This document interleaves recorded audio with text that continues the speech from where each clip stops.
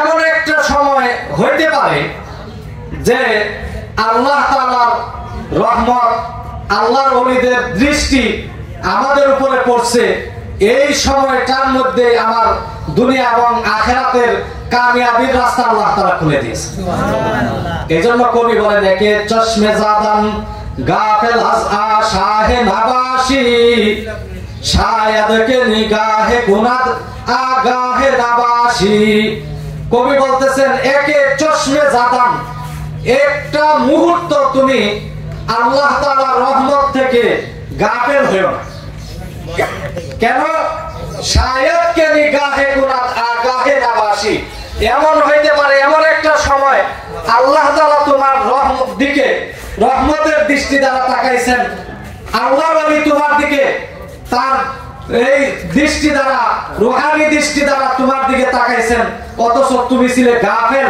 ওই অমনোযোগী থাকার কারণে, গাফেল থাকার কারণে তোমার ওই রহমতের দৃষ্টিটা, আল্লাহর ওলির যে দয়ার দৃষ্টিটা, সেটা তুমি পাইতে নাও পারো। এজন্য আল্লাহর ওলিদের দরবারে যতক্ষণ আমরা থাকবো, আল্লাহর ওলিদের সহবতে যতক্ষণ আমরা থাকবো, আল্লাহর ওলির সহবতে যতক্ষণ আমরা সময় পাবো, সবটা সময়, সম্পূর্ণ সময় আমরা একমাত্র আল্লাহর দিকে মুতাওয়াজ্জা হয়ে এবং আপন শায়েখের রূহানি তাওয়াজ্জুহ গ্রহণ করার সেই মন মানসিকতা নিয়ে বসে থাকবো। ইনশাআল্লাহ সুম্মা ইনশাআল্লাহ আপনি আমি আল্লাহর ওলির রূহানি তাওয়াজ্জুহ নিয়ে এই বাড়িতে ফিরে যেতে পারবো। অনেকেই আমরা বলি যে আল্লাহর ওলির দরবারে গেছি, কিছুই পাই নাই। তুমি কিছু পাওয়ার জন্য তো যাওই না, কিছু পাই নাই এবারে কি তুমি পাওয়ার পাত্র নিয়েই যাও নাই। এই যে বৃষ্টি হইতেছে, আকাশ থেকে বৃষ্টি নাজিল হইতেছে, বর্ষণ হইতেছে, এখন কেউ যদি ঘরের ছাদের নিচে বৈশা থাকে বলে যে আমি তো বৃষ্টিতে ভিজি নাই, এটা তার জন্য ঠিক হবে কথা?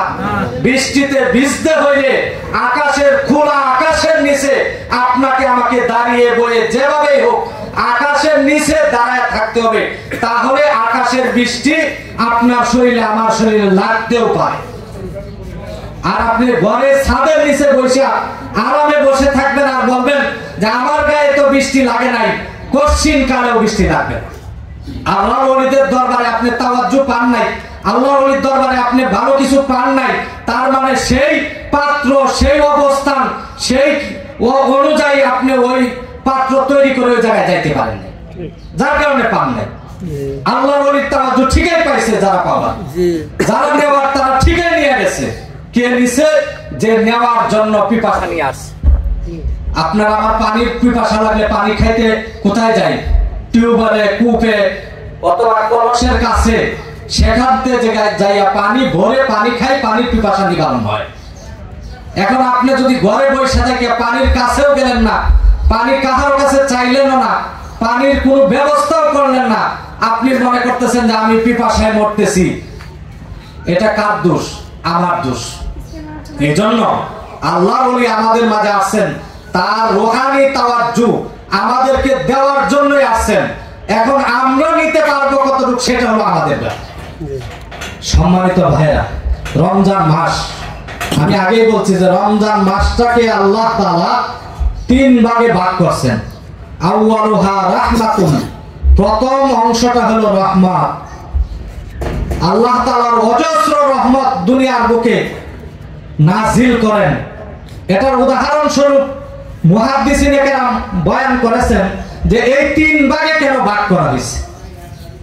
তার উদাহরণ হিসাবে বলছে যে একটা ছোট মাসুম শিশু যখন কাদার মধ্যে গড়াগড়ি করে, গড়াগড়ি করার সময় তার মায়ের অন্তরের মধ্যে সন্তানের প্রতি দয়া হয়, তার সন্তানের প্রতি কষ্ট হয়, সন্তানের কান্না দেখে সে সহ্য করতে পারে না, তখন সন্তানটাকে কুলে নেওয়ার চেষ্টা করে। যেহেতু শরীরে কাদা, এই কাদা শরীরে যদি তাকে কুলে নেওয়া হয় তাহলে তার শরীরটাও কাদা ময়লায় নোংরা হবে। সেই জন্য সন্তানটাকে গোসল করায়া সুন্দর করে পবিত্র করে পরিষ্কার পরিচ্ছন্ন করে তাকে কুলে নেয়। অনুরূপভাবে আল্লাহ তাআলা রহমতের প্রথম 10 দিন রহমতের করেছেন এই কারণে যে আমরা বিভিন্ন ভাবে শয়তানের প্ররোচনায় পড়ে, শয়তানের ধোঁকায় পড়ে বিভিন্ন গুনাহে জর্জরিত হয়ে গেছি। আল্লাহ তাআলা আমাকে আপনাকে তার কুদরতি কুলের মধ্যে গ্রহণ করবেন, কিন্তু আমার শরীরে কাটা, আমার শরীরে ময়লা, এই ময়লাকে দূর করার জন্য আল্লাহ তাআলা রমজানের প্রথম অংশটা আসমান থেকে অজস্র রহমত নাজিল করে আপনাকে আমাকে আল্লাহ তাআলা পবিত্র করে নেন। বলেন সুবহানাল্লাহ। এই হলো প্রথম 10 দিন। ওয়া আউসাতুহা মাগফিরাতুন। যখন একটা মানুষ আল্লাহ তাআলা রহমতের ছায়াতলে চলে আসে, আল্লাহ তাআলা রহমতি কুলে উঠে যায়, রহমতের কুলে উঠে যায়, তখন আল্লাহ তাআলা তাকে মাফ করে দেন। সন্তান যখন অপরাধ করে কান্নাকাটি করে, কান্নাকাটি করার পরে মা তার আদর করে কুলে নেওয়ার পরে আরো যখন কান্নাকাটি করে, তখন মা কয়ে চিন্তা করো না, তোমার আমি মাফ করে দিছি, তোমার কোনো অপরাধ নাই, তোমার সমস্ত অপরাধ আমি মোচন করে দিছি, সমস্ত কিছু আমি ভুলে গিয়েছি।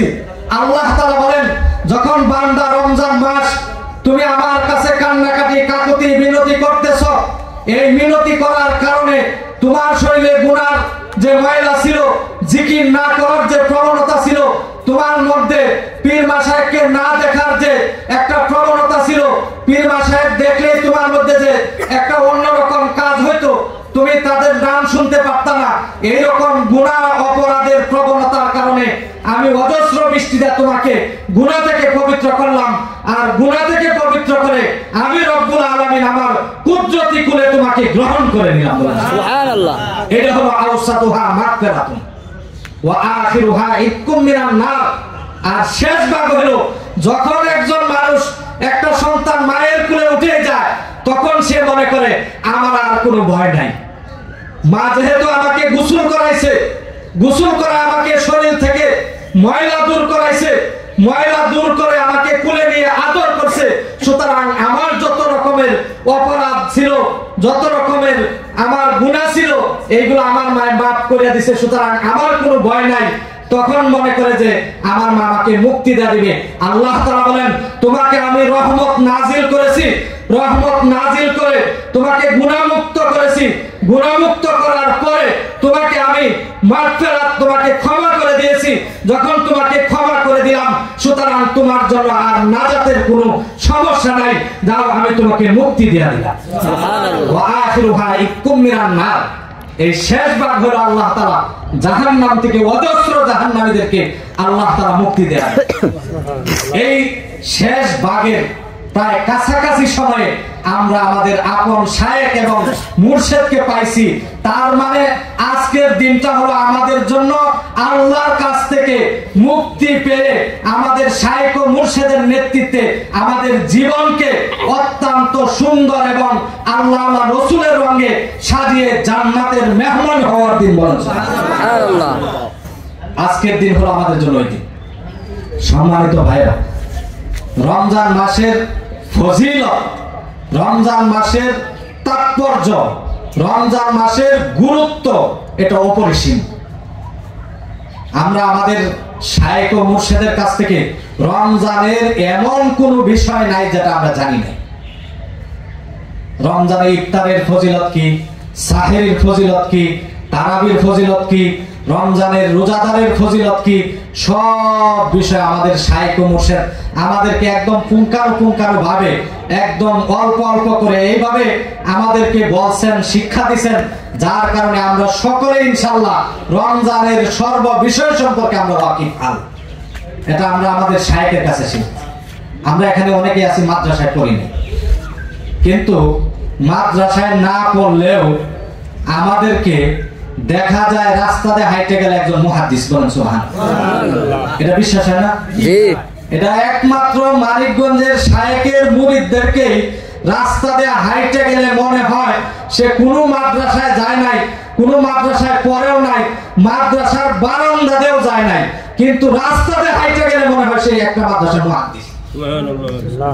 এটার উদাহরণ হিসেবে আমি আপনাদেরকে বলি, মানিকগঞ্জের শায়েখের যারা আমরা রুহানি সন্তান, আমাদের এলেম কালাম কম, এলেম কালাম নাই, কিন্তু আল্লাহর ওলির সোহবতের কারণে, আল্লাহর ওলির যে ওজিফাগুলো আমাদেরকে দান করেন, যে সবকগুলো আমাদেরকে দেন, এই সবকগুলা করতে করতে করতে করতে আল্লাহ পাক রব্বুল আলামিন আমাদের মাঝে, আমাদের চেহারায়, আমাদের সুরতে, আমাদের শরীরে এমন একটা সুরত দেন যে সুরতটা হলো জনাবে মুহাম্মদুর রাসূলুল্লাহ সাল্লাল্লাহু আলাইহি সাল্লামের সাহাবায়ে কেরাম যেরকম রাসূলের সোহবতের কারণে তারা এরকম রাসূলের রঙে রঙিন হয়ে গেছে, আমরা আমাদের শাইখ ও মুর্শিদের সাথে সোহবতে থাকার কারণে আমাদেরকেও আল্লাহ তাআলা আল্লাহর ওলির রঙে রঙিন করে দিয়েছেন বলেন সুবহানাল্লাহ। এইজন্য দেখলেই মনে হয় মুহাদ্দিস। আর এটা বাস্তবিক। সম্মানিত ভাইরা, আমাদের দরবার শরীফের একজন লোক আছে মোহাম্মদ আলী ভাই, যারা আমরা কোরআন তারা চিনি জানি। এই মোহাম্মদ আলী ভাই আমাদের দরবার ঝাড়ু টাড়ু দেয়, এই টয়লেট গুলা এগুলা পরিষ্কার করে। মানিকগঞ্জের শায়েখের সন্তানরা মুহাদ্দিস না হইলেও মুহাদ্দিস। তার উদাহরণ মোহাম্মদ আলী ভাই, সে কিন্তু নামাজ কালাম বা এই কিছুই জানতো না, মাদ্রাসা করবো দূরের কথা, ওই রকম এলেম কালাম বা নামাজ মাদ্রাসা ওইগুলাই তার ছিল। কোন এক জায়গায় গেছে, একটা জিনিস মানিকগঞ্জের আল্লাহর ওলির সন্তানরা কোন জায়গায় গেলে মানে তার ঘেটা বা পোশাক আশাক এইগুলা দেখলে মানে অনেক বড় বড় হুজুরা মনে করে যে এটা বড়, আমার চেয়ে বড়। মোহাম্মদ আলী ভাই কোন এক জায়গায় নতুন এলাকায় গেছে, কোন এক দাওয়াতে, সে সুন্দর মানে এমনি যেভাবেই থাকো কিন্তু সাজ্জা গুজে গেছে, জুব্বা টুব্বা সাদা রুমাল টুমাল নিয়ে গেছে। ঘটনাক্রমে ওই এলাকার মধ্যে জোহরের নামাজের ওয়াক্ত হয়েছে। এখন ইমাম সাহেব হুজুর মোহাম্মদ আলী ভাই ঢুকিয়া সুন্নত পড়তেছে। সুন্নত পড়ার পরে জামাতের সময় 2-1 মিনিট চলে গেছে, কিন্তু ইমাম সাহেব মিম্বারে দাঁড়াইতেছে না। দাঁড়ানোর কারণ সবাই আশ্চর্য হয়েছে যে ইমাম সাহেব মিম্বারে দাঁড়ায় না, জামাতের টাইম যাইতেছে। পরে মোহাম্মদ আলী ভাই সুন্নত শেষ করিয়া এই বসছে, উনারে যায় হুজুর মেহরবানি করে আজকে জামাতটা আপনি করেন, ইমামতিটা আপনি করেন। এখন মোহাম্মদ আলী ভাই তো করছে বিপদে, কারণ সে যদিও নামাজ পড়ে সবকিছু করে, ইমামতি করার যোগ্যতা তো তার নাই। ওই বিষয়ের কারণে সে চিন্তা করে গেছে যে এখন যদি মিম্বারে দাঁড়াই তাহলে আমি নামাজ সঠিকভাবে পড়াইতে পারবো না, সমস্ত মুসল্লিদের নামাজ নষ্ট হবে। আবার যদি নাও দাঁড়াই, বেড়া আমার মনে করছে আমি বড় হুজুর মানিকগঞ্জ দরবার শরীফের মুরিদ, এই কথাটাও যদি মনে করে তাহলে আমার শায়েখ ও মুর্শিদের সম্মান হানি হবে, দরবারের সম্মান হানি হবে। এই কষ্টে উনি খুব মানে বিপদে পড়ে কি করবো কোনো চিন্তা করে কোনো কিছু পাইতেছে। এই টেনশন করতে করতে হঠাৎ করে ইমাম সাহেব বারবার টেনতে আছে, কয় হুজুর নামাজটা পড়ান। এখন খেয়ে তো পড়াইতে পারবো না জানতেছে, এখন কেমনে কয় যে আমি পারবো। পরে উনি বললো কি, মোহাম্মদ আলী ভাই বললো যে ভাই আমি তো মুসাফির মানুষ। সুবহানাল্লাহ বলেন, কথাটা বুঝেন না আমার? মুসাফিরের জন্য 4 রাকাত বিশিষ্ট নামাজ 2 রাকাত পড়া লাগে, এটা আল্লাহ মাফ করে দিছে। আর মুসাফির ব্যক্তি যদি মুকিমের ইমামতি করে তাহলে তার ইমামতি হবে না, কারণ মুকিমের নামাজ হলো কয় রাকাত? 4 রাকাত। মুসাফিরের নামাজ 2 রাকাত। তাহলে 2 রাকাত বিশিষ্ট ইমামের পিছে 4 রাকাত বিশিষ্ট মুসল্লি নামাজ হবে না। হইলেও আরো মাসালা আছে, অনেক সমস্যা আছে, অনেক পেঁচগুছ করে হবে। উনি বইলা দেওয়া লাগলো যে ভাই আমি মুসাফির, আমি 2 রাকাত পড়বো, আমি 2 রাকাত করে সালাম ফিরাই লাগবো, তারপরে আপনারা দাঁড়ায় বাকি 2 রাকাত করে নেন, এটা হিবিজিবি। মোহাম্মদ আলী ভাই বললো যে আমি মুসাফির, তার মানে মুসাফির ব্যক্তি হিসাবে আমার ইমামতি করা ঠিক না। তার ইলম নাই, কালাম নাই, আল্লাহর ওলির সোহবতের কারণে, আল্লাহর ওলির সোহবতের কারণে, তার পোশাকের ইজ্জতের কারণে, তার সার্বিক বিষয়ের কারণে আল্লাহ তাআলা তার জবান দেয় এমন একটা কথা বলে দিয়েছে, তার ইমামতিও করা লাগে নাই, ইজ্জতও যায় নাই। বলেন সুবহানাল্লাহ। এই হলো মানিকগঞ্জের শায়েখের সোহবতের ফজিলত।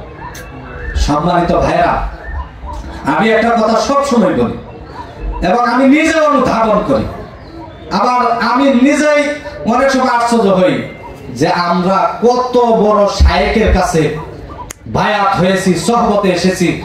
মানিকগঞ্জের শায়েখ কত বড় আল্লাহর ওলি, এইটা মাপার যন্ত্র দুনিয়ার মধ্যে আবিষ্কার হয়, দুনিয়ার মধ্যে আবিষ্কার হয়। আল্লাহ পাক রব্বুল আলামিন শুকরিয়া আদায় করেন রমজানের দিন আলহামদুলিল্লাহ বলেন। আল্লাহ তাআলা আপনাকে আমাকে মহব্বত করে ভালোবেসে যুগ শ্রেষ্ঠ একজন আল্লাহ ওলির হাতে বায়াত গ্রহণ করে আপনার জীবন আমার জীবনকে আমরা সুন্দর করতে পারছি আলহামদুলিল্লাহ। সম্মানিত ভাইরা, রমজান মাস বলছিলাম, আর রমজানের রোজাকে 3 ভাগে ভাগ করা হয়েছে বলছিলাম। এই রমজান মাস আল্লাহ রাসূল সাল্লাল্লাহু আলাইহি ওয়াসাল্লাম হাদিসের মধ্যে বলেছেন, মান সামা রমাদানা ঈমানান ওয়া ইহতিসাবান গুফিরা লাহু মা তাকাদ্দামা মিন যামবি। আল্লাহ রাসূল সাল্লাল্লাহু আলাইহি ওয়াসাল্লাম বলেন, মান সামা রমাদানা, যে রমজান মাসে রোজা রাখলো ঈমানান ওয়া ইহতিসাবান, বিশ্বাস নিয়ে এবং আশা নিয়ে, আল্লাহ তাআলা বলতেছেন গুফিরা লাহু মা তাকাদ্দামা মিন যামবি, আল্লাহ তাআলা তার পিছনের সমস্ত গুনাহ আল্লাহ তাআলা মাফ করে দেন। সুবহানাল্লাহ। হাদিস শরীফে আছে, রমজান মাসে যে রোজাগুলো সঠিকভাবে আদায় করবে এবং রমজানের তারাবিগুলো আদায় করবে, ইফতার সাহরিগুলো আদায় করবে, রমজানের যে তাৎপর্য তাকওয়া এগুলা যাদের মধ্যে অর্জন হবে, ওই ব্যক্তির অবস্থা হবে ঈদের দিন সকালে আল্লাহ তাআলা তাকে এমন মাসুম নিষ্পাপ করবেন, একটা শিশু মায়ের পেট থেকে ভূমিষ্ঠ হওয়ার পরে তার শরীরে যে রকম কোন গুনাহ থাকে না, কোন অপরাধ থাকে না, একজন রোজাদার ব্যক্তি ঈদের দিন সকালে সে এই রকম হয়ে যাবে, তার শরীরে কোন প্রকারের গুনাহ থাকবে না। সে যেন তার মায়ের পেট থেকে কেবল নিষ্পাপ শিশু ভূমিষ্ঠ হয়েছে। নিষ্পাপ শিশু মায়ের পেট থেকে ভূমিষ্ঠ হলে তার শরীরে কোনো অপরাধ থাকে না, গুনাহ থাকে না। একজন রোজাদার ব্যক্তি 1 মাস সিয়াম সাধনা করার পরে, 1 মাস রোজা পালন করার পরে তার অবস্থা এরকম হয়ে যায়, তার শরীরে কোনো গুনাহ থাকে না। এজন্য আল্লাহ তাআলা এই রমজান মাস আমাদেরকে দান করেছেন।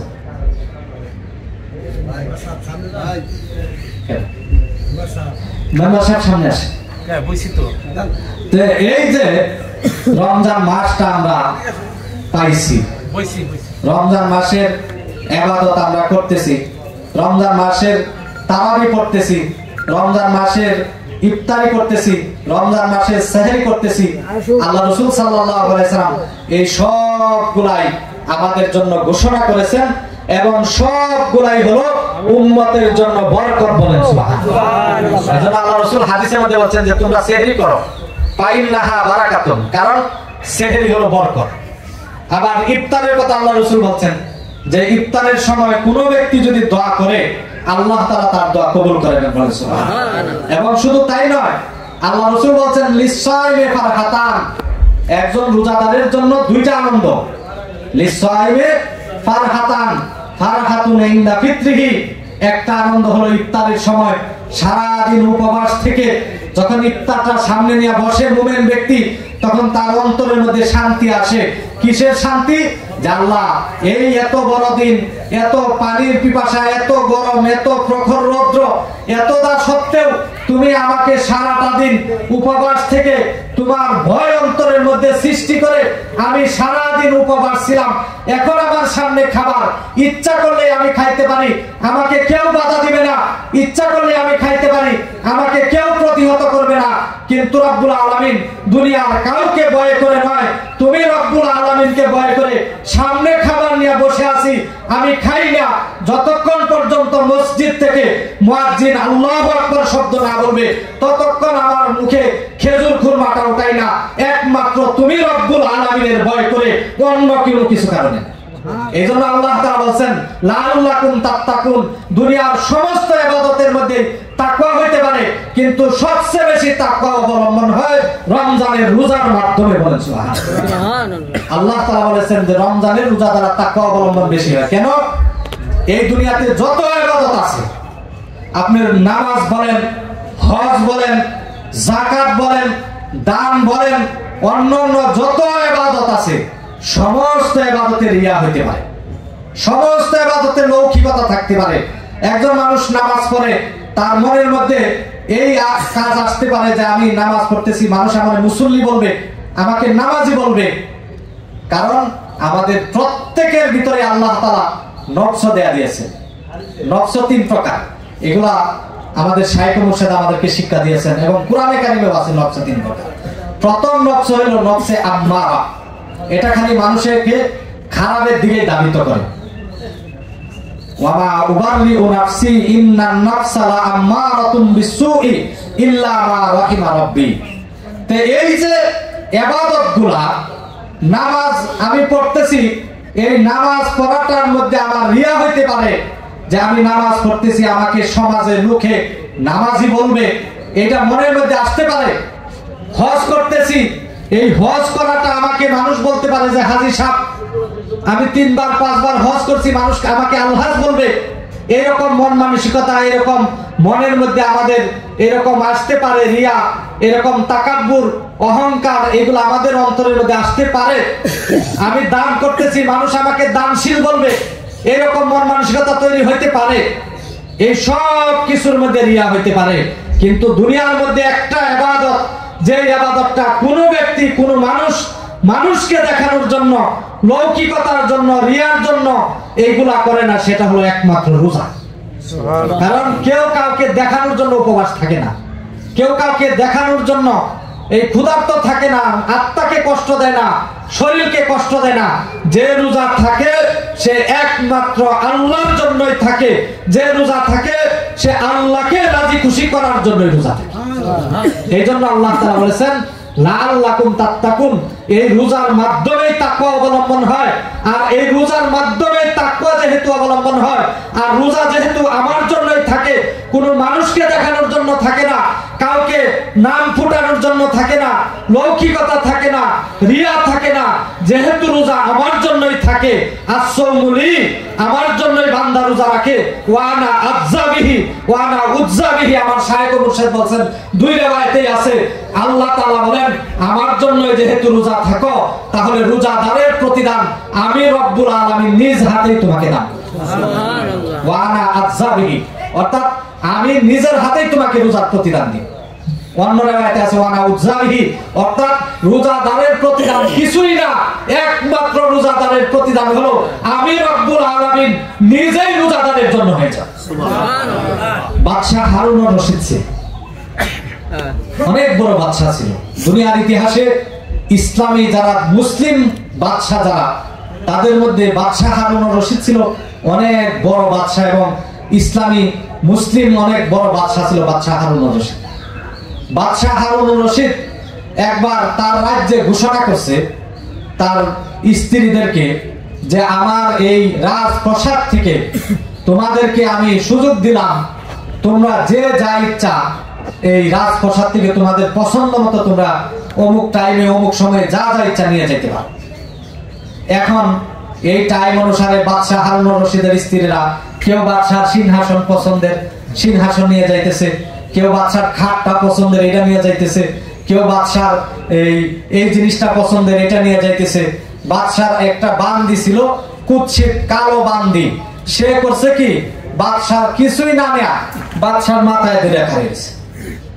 এখন সবাই আশ্চর্য হয়ে গেল, কিরে এত সুবর্ণ সুযোগ দিছে বাদশায়, আজকে তার রাজত্ব থেকে, তার রাজ দরবার থেকে যার যা নেওয়ার অধিকার দেয়া দিছে, আমরা কত মানুষ কত কিছু নিতেছি, আর এই যে বান্দি কুৎসিত মহিলা সে কত বড় বোকা, এই সুযোগ পাওয়ার পরেও সে কিছু না নেয়া বাদশার মাথায় ধরে দাঁড়ায় গেছে।